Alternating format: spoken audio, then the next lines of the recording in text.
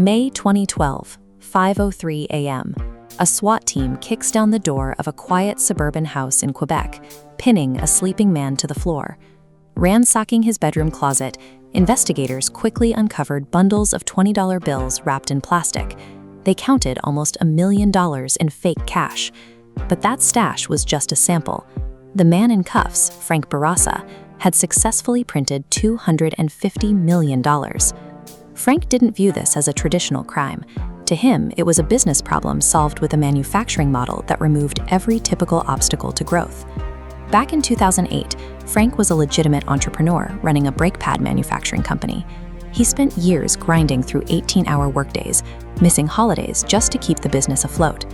In a standard business, you create a product, then bleed cash selling it, paying for advertising, marketing, and sales teams. Frank needed a product with no marketing and zero rejection. A transaction finished the moment you hand it over. Money is the rare product where the customer base is literally everyone on Earth. By manufacturing the cash directly, he could bypass the struggle for market share and cut straight to the profit. Frank began a period of research, studying the Colombian cartels and the North Korean operations producing supernotes.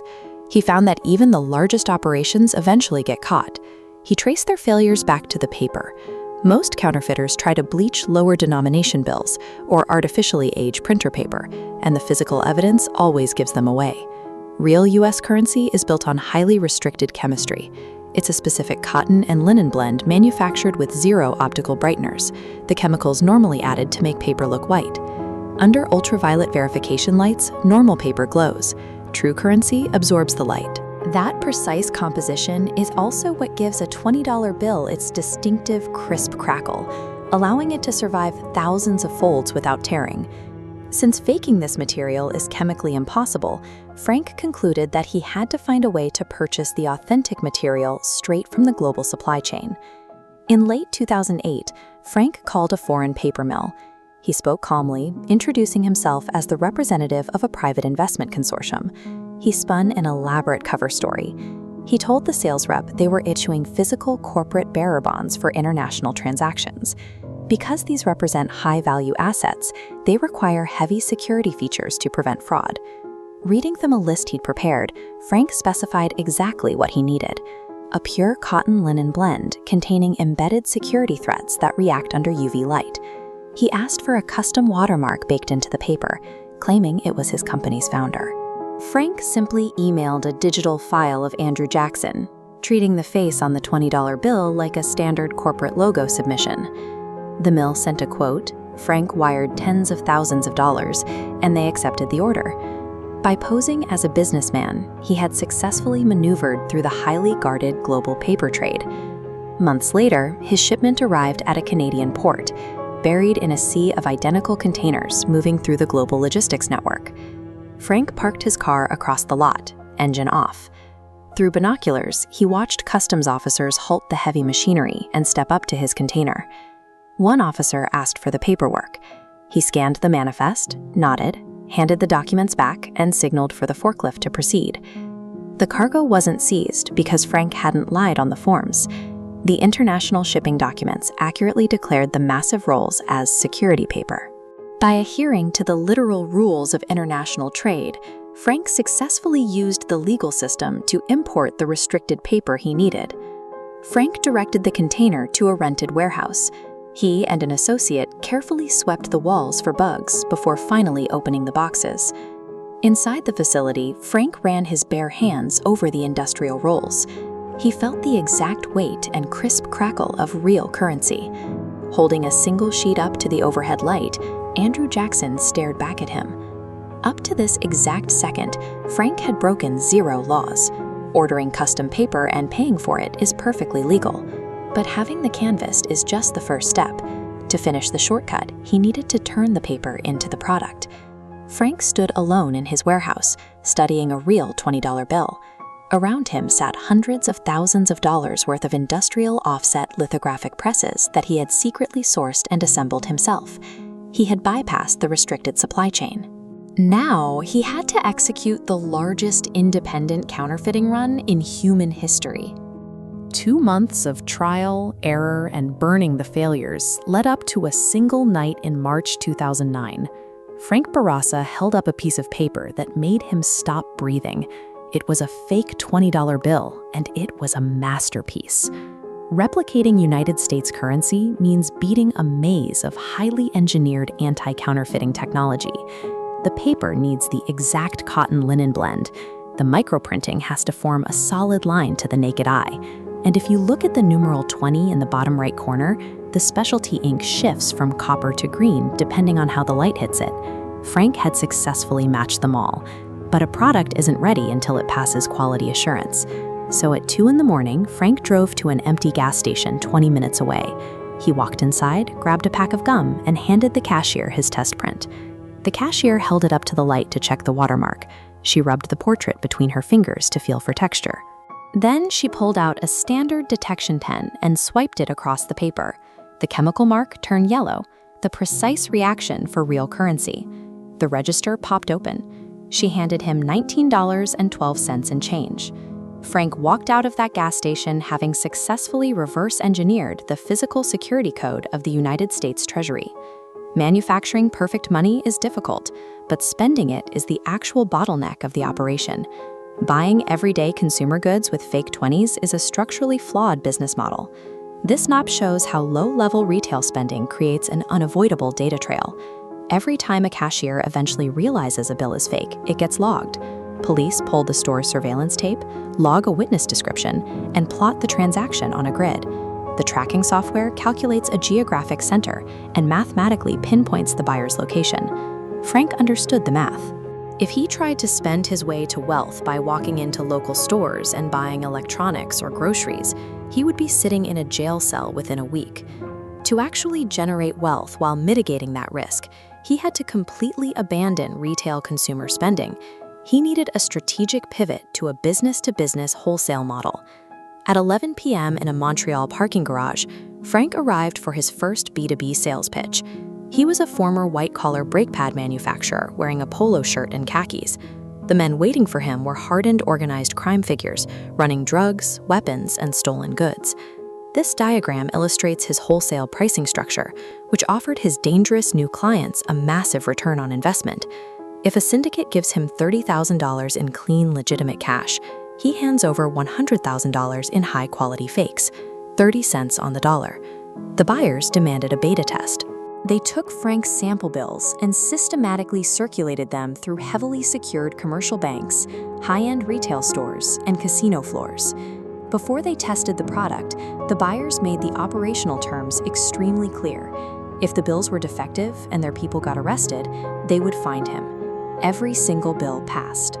Frank survived the underworld's quality assurance check, proving that standard corporate sales principles function perfectly well in a deadly black market. With product-market fit established, the operation scaled. By the summer of 2009, Frank's warehouse was running 24 hours a day, fueled by a small crew of shift workers printing, cutting, and stacking endless sheets of green paper. To streamline logistics for his criminal clients, the output was strictly standardized. Every order went out in neat bundles of 500 bills, exactly $10,000 per stack. As Frank became a top-tier supplier, these super notes flowed across borders. Tens of millions of dollars in fake currency surfaced in gas stations, stores, and bank vaults throughout the United States and Canada. By strictly adhering to B2B principles like quality control and reliable delivery times, Frank out-earned a decade of his legitimate corporate career in just 6 months. The sheer volume of cash eventually triggered a macro-level market anomaly. Canadian police and commercial banks began reporting an unusually high concentration of perfectly executed counterfeits, with no clear geographic cluster to track. The scale of the problem forced the ultimate hostile regulator to step in. The United States Secret Service assigned forensic analysts to dissect the anomaly and track the manufacturer. Under initial examination, the analysts were stumped. The paper had the exact required weight and 0 optical brighteners. The embedded watermarks were flawless, and the security threads glowed correctly under UV light. Every standard test indicated the money was real. The critical breakthrough only happened under a comparison microscope at extreme magnification. An analyst focused on Andrew Jackson's portrait, specifically the raised intaglio printing ink.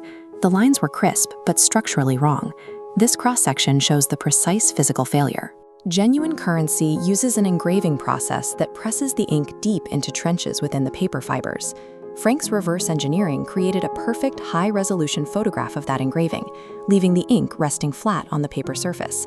That fraction of a millimeter difference was the single flaw in his design. It gave the government the only thread they needed to start unraveling his empire. Back in Quebec, Frank had all the money he could ever spend, but none of the freedom he wanted. He was trapped in a state of suffocating paranoia, treating every strange car or suspicious glance as an undercover agent. He recognized his business model was operating on borrowed time against federal agencies. To survive, he began engineering an accelerated total exit from the market. But his operational security had a fatal blind spot. What Frank didn't know was that law enforcement had already isolated his network and completely compromised one of his primary wholesale buyers. Looking for the capital to finalize his retirement, he agreed to facilitate one last massive wholesale transfer. Frank Bourassa picks up the phone to lock in the deal. Entirely unaware, he is negotiating the terms of a federal sting operation. March 2012, Montreal. Frank Bourassa sits across from a new client, preparing to hand over $100,000 in counterfeit 20s. He knows something feels wrong. He can't quite place it, but the buyer feels off. Still, backing out of a deal already in motion is dangerous, and if this contact is legitimate, the financial upside is enormous. So Frank ignores his gut. By April, they arrange a second exchange in a shopping mall parking lot. Frank circles twice. He checks his mirrors constantly. The drop goes smoothly, and the road behind his rented SUV is completely empty. This visualization shows the reality of Frank's drive. While he checks for tails, a layered surveillance net has locked on.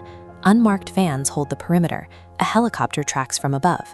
As he takes random turns, the grid simply expands, completely neutralizing his evasive driving.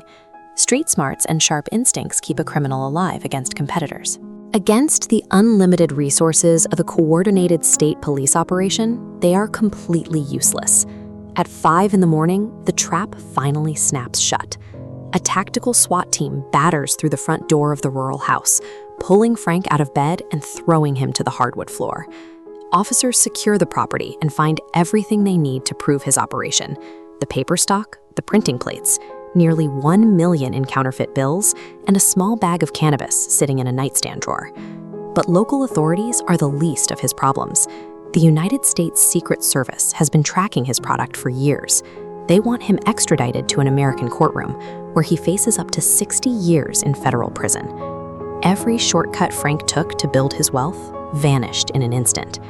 Facing what amounts to a life sentence, he is stripped of his freedom, reduced to nothing but a massive legal liability. Sitting in the courtroom, the human cost sets in. His girlfriend watches him from the gallery, waiting for any sign of remorse or an apology. Frank won't even meet her eyes. He isn't thinking about apologies. Frank leans over to his defense attorney and starts formulating a pitch. He abandons the posture of a defeated criminal and starts treating his prosecution exactly like a corporate audit. He explains that somewhere in Canada, there is another $200 million in perfectly forged 20s, and Frank is the only person alive who knows exactly where it is. This single piece of information reverses the dynamic of the room. He takes the very evidence that could lock him away forever and repurposes it as ultimate negotiating leverage. This flowchart illustrates the threat. If locked away, that stash is abandoned. Those bundles inevitably bypass security, flooding the American economy with $200 million untraceable dollars. To prevent that, Frank surrenders his stash and specs. In exchange, Canada blocks extradition for minimal time. By June 2012, Frank is sitting in a police convoy, guiding authorities out into the isolated parts of rural Quebec to a nondescript storage facility. Officers roll up the door and step inside. Staring back at them are pallets stacked floor to ceiling with cardboard boxes. For days, they conduct a massive physical inventory, counting out bundle after bundle of Andrew Jackson's staring face. The sheer scale of the recovery leaves the Crown prosecutors with no choice. Standard criminal procedure is set aside, and the justice system accepts a business transaction to neutralize a threat to the money supply. The deal is finalized a month later, in July, at the Quebec Superior Court. Frank pleads guilty to heavily reduced charges in exchange for his absolute cooperation. The judge hands down the sentence. For producing $200 million in fraudulent currency, Frank gets 6 weeks of time served. He pays a fine of $1,350 for the small bag of cannabis on his nightstand and walks out the front doors a free man. Escaping prison, however, required liquidating his previous life. His girlfriend's seat in the courtroom is empty, the relationship is permanently broken, and his criminal record means entry to the United States is closed to him forever. He successfully traded his inventory to buy back his physical freedom, but those emotional and geographical costs remain permanent and non-negotiable. Today, Frank sits across from executives in a tailored suit. He hands out business cards labeling him a security consultant, commanding massive speaking fees to explain to major financial institutions exactly how people like him operate. The meticulous planning, the quality control, and the paranoid attention to detail are identical to the traits he used to manufacture illegal cash. Only now, they are deployed to protect the banks instead of robbing them. The skill set didn't change, only the application. The distinction between a master counterfeiter and a corporate advisor simply comes down to which side of the table you negotiate from.